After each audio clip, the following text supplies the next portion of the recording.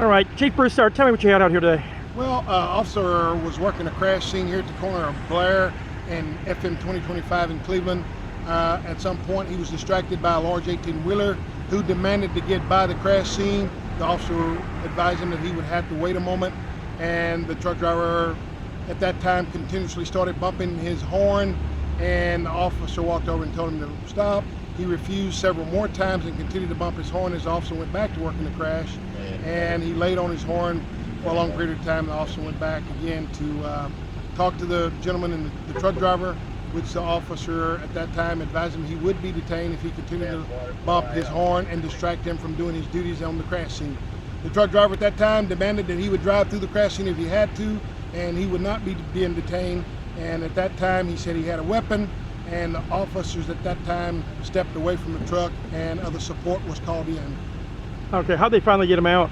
Well, actually we called in a negotiation team from Liberty County who came in and spoke with him over the cell phone. At that point they were able to advise him in his best interest that it would be best to get out of the truck with no further actions taken. Where was he out of? Local or not?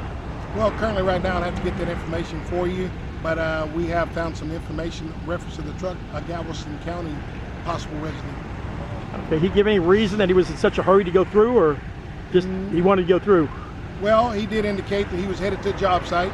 The 18-wheeler was carrying a large crawler that's on the back of his truck, backhoe type instrument, and he was trying to get to the next work site is what he was advising.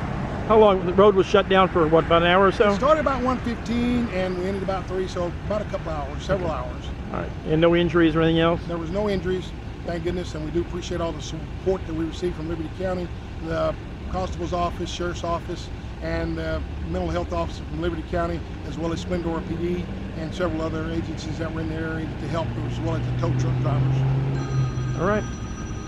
What?